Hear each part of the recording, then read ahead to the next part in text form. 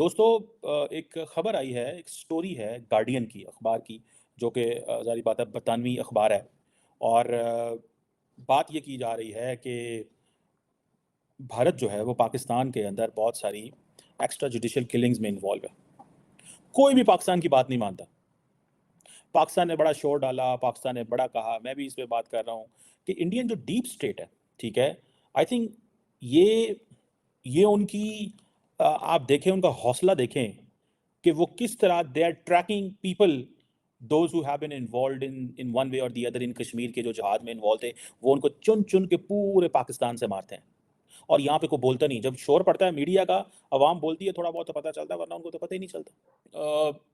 ये समझे कि 20 से ज़्यादा पाकिस्तानी जो हैं 2000 से 2020 से ऑनवर्ड 20 से ज़्यादा।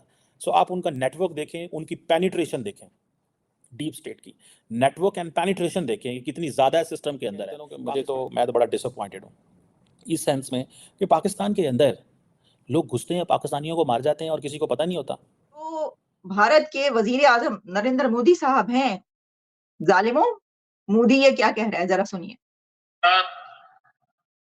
आज का भारत घर में घुसकर मारता है। आज का भारत घर में घुस के मारता है। अच्छा, एक दो जगहों पर और भी इस तरह की स्टेटमेंट्स इंडिया की तरफ से हैं जिसमें वो कहते हैं कि घर में घुस के मारा। तो गार्डियन की इस वक्त जो खबर है उसमें गार्डियन ये कह रहा है, इंडिया के डिफेंस मिनिस्टर राजनाथ सिंह ने एक ऐसी स्टेटमेंट दे दी है जिसका चर्चा दूर दूर तक हो रहा है। राजनाथ सिंह ने ये कहा है कि पाकिस्तान में घुस के मारेंगे, पाकिस्तान में दहशतगर्दों को घुस के मारेंगे। लेकिन वो तो ये कह रहे हैं घुस के मारेंगे। इससे पहले इंडिया की तरफ से ये भी कहा जा चुका है कि पाकिस्तान को घुस के मारा। लोगों को, मतलब एक आध लोग नहीं, 20 टेररिस्ट को जो है हमने कुछ सालों में मारा है। 20 टेररिस्ट को मारा है। हाँ जी, मतलब टेररिस्ट कह लीजिए, लोगों कह लीजिए, पर वहाँ उनकी धरती में मारा है। कोई भी टेररिस्ट हमारे पड़ोसी देश से यदि भारत को डिस्टर्ब करने की कोशिश करेगा जी, यहाँ पर यदि आतंकवादी हरकतें करेगा तो उसका मुंह तोड़ जवाब देंगे। यदि वो भग कर पाकिस्तान में जाएगा तो पाकिस्तान में घुस कर मारेंगे। तो ये बात आप मतलब कह रहे हैं, जो प्रधानमंत्री भी कह रहे हैं कि अब वो भारत नहीं रहा जो कि बगल में खड़े होकर तमाशा देखता रहेगा, घर में घुस कर मारेगा। बिल्कुल, प्रधानमंत्री जी ने जो कहा है बिल्कुल सच कहा है, और यह ताकत है भारत की, और पाकिस्तान भी इसे समझने लगा है। गार्डियन ने अपनी इस रिपोर्ट में ये भी कहा कि इंडिया की एजेंसी ने इसको बाकायदा इस तरीके से प्लान इसलिए किया कि ये सोच उस वक्त उनके अंदर उभरी के जिस वक्त पुलवामा हुआ, तो उसके बाद उन्होंने ये फैसला किया और ये स्ट्रेटेजी बनाई। बात कर चुके हैं पाकिस्तान के इशू पर।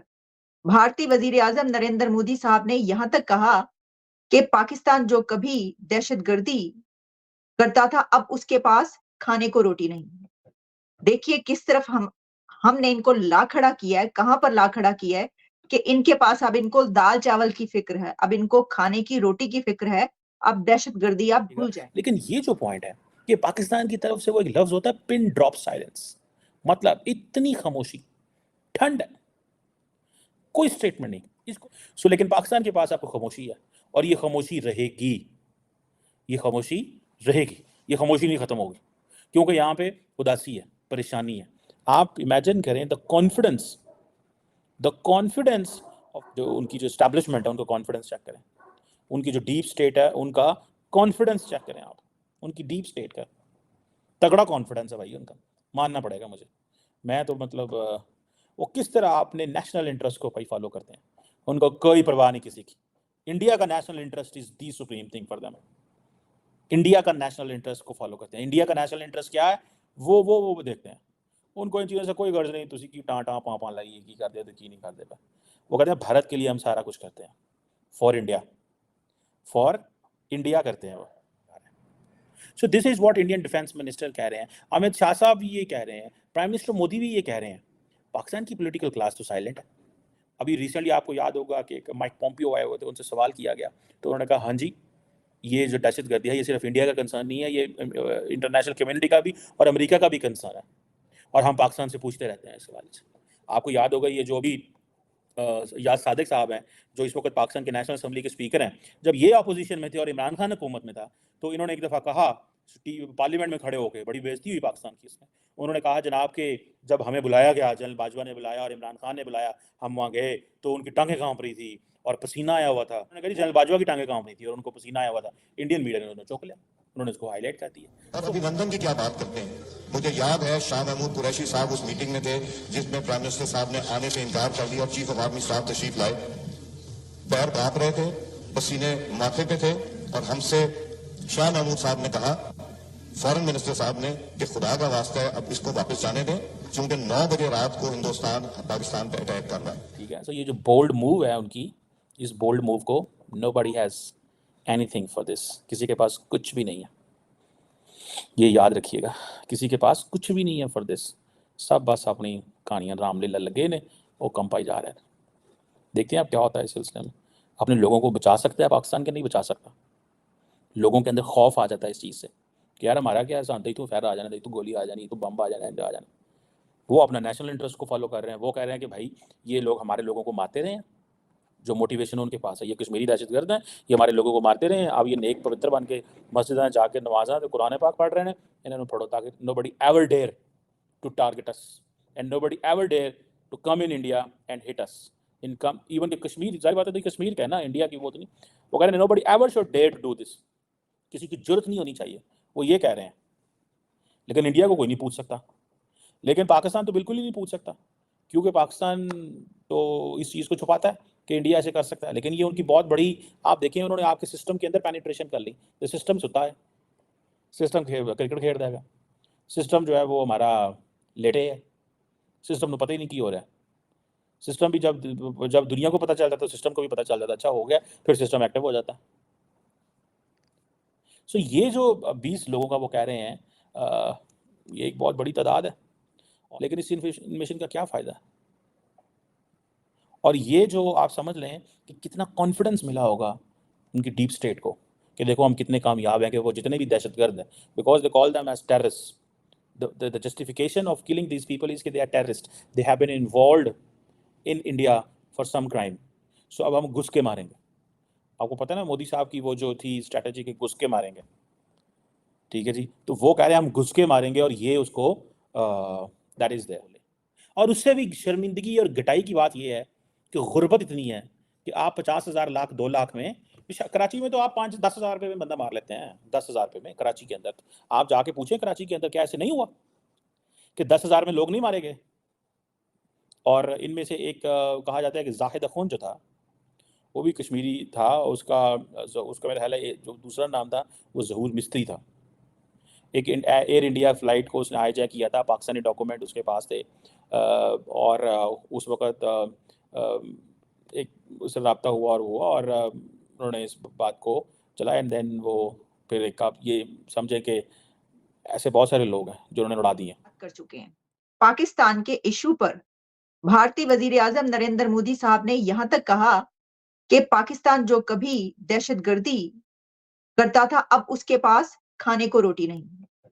देखिए किस तरफ हमने इनको ला खड़ा किया है, कहां पर ला खड़ा किया है कि इनके पास अब इनको दाल चावल की फिक्र है, अब इनको खाने की रोटी की फिक्र है, अब दहशतगर्दी आप भूल जाएं। और ये कहा जा रहा है कि जो इंडियन डीप स्टेट है डेफिनेटली उसके कुछ इंडिविजुअल्स इन्वॉल्व हैं। एक वाइडर स्ट्रैटेजी है कि दहशतगर्दों को ख़त्म करना है, लिविंग ऑन फॉरेन सॉइल, ऐसे दहशतगर्द जो दूसरे मुल्कों में रह रहे हैं। और ये जो गार्डियन की रिपोर्ट है ये कहती है कि हमने इंडियन एंड पाकिस्तानी इंटेलिजेंस दोनों से बात की है। सो वो ये पाकिस्तान की स्टोरी नहीं बता रहे, वो इंडियन स्टोरी भी बता रहे हैं कि इंडियन इंटेलिजेंस के लोगों ने भी उनको बताया। और बहुत सारे जो जिसे वो कहते हैं ना कि जो इंडियन की फॉरेन इंटेलिजेंस एजेंसी है वो कैसे ये असैसिनेशन अटैम्प्ट्स कर रही है, और पर्टिकुलरली 2009 के बाद। और मैं समझता हूँ कि ये एक बड़ी इंपॉर्टेंट डेवलपमेंट इस सेंस में है, गो के बहुत सारे इंडियंस नहीं मानते इसको। फॉर एग्जांपल मैं देख रहा था कि इंडिया के कई लोग कह रहे हैं भाई ये क्या है, आपका जब दिल करता है इल्ज़ाम लगा देते हैं, ये कर देते हैं, वो कर देते हैं। लेकिन क्योंकि आपको याद होगा थोड़ा अर्सा पहले पाकिस्तान के जो फॉरेन सेक्रेटरी हैं उन्होंने भी एक प्रेस कॉन्फ्रेंस की थी और उन्होंने कहा था हमारे सामने एक पैटर्न आया कि इंडियन असैसिनेशन जो प्लॉट्स हैं जो वो हुए हैं, क्रेडिबल एविडेंस है हमारे पास। एक क्रेडिबल एविडेंस तो उनके पास थी ना, जस्टिन ट्रूडो के पास, लेकिन ये पाकिस्तान के फॉरेन सेक्रेटरी जो साइरस सज्जाद काजी हैं उन्होंने ये बात की। अब ये ज़ाहिर बात है, मैं तो इसको लार्जली इस सेंस में देखता हूँ कि पाकिस्तान के अंदर घुस के मारना और ये कहना अंदर है पाकिस्तानियों के अंदर, और पाकिस्तानियों को देखें कि जो चंद हज़ार रुपए के ऊपर या लाख रुपए के ऊपर मान जाते हैं, चंद हज़ार लाख रुपए के अंदर मान जाते हैं, और इसके जो स्लीपर सेल्स हैं बहुत सारे, वो यूएई में बेस्ड हैं। और गरीब पाकिस्तानी, उनको फ़ोन आता है मिडल ईस्ट से, यूरोप से, किसी नेटवर्क से, भाई तुम्हें बंदा देते हैं, तुम उस बंदे को मार दो। वो कहता है ठीक है भैया 50,000 रुपया दे दो, हम पाकिस्तान में इस फलां बंदे को मार देंगे। ये तो पाकिस्तान के अंदर पाकिस्तानियों को ये तो औकात बना दिया है हमारे लीडरशिप ने कि यहाँ पे लोगों को नेशनलिज्म, कौमियत, पाकिस्तान अवाम भूल गया हुआ है। 50,000 रुपया दो, बंदा मार लो पाकिस्तान में। मतलब इतनी कम जो आपने वैल्यू कर दी है पाकिस्तानियों की, इतनी कम वैल्यू कर दी है कि ये जो 20 लोग मारे हैं 2020 से, कोई है जो माई का लाल पूछ सके किसी से? कोई भी नहीं। इंडियंस को परवाह कोई नहीं है, पाकिस्तान इंडिया को कह ही कुछ नहीं सकता, वो आपसे बात ही नहीं करना चाहते, और वो कहते हैं भाई ये दहशतगर्द है, इनको हम मारते हैं, ये दहशतगर्द मार रहे हैं। मतलब जस्टिफिकेशन जो वो दे रहे हैं वो ये दे रहे हैं। और ये इसमें ज़ाहिर बात है यूएई का बड़ा किरदार है। यूएई का इसलिए किरदार है कि वहाँ आपको बहुत सारे पाकिस्तानी मिल जाएंगे और वहाँ से बहुत सारे नेटवर्क हैं जो ऑपरेट कर रहे हैं। ज़ाहिर बात है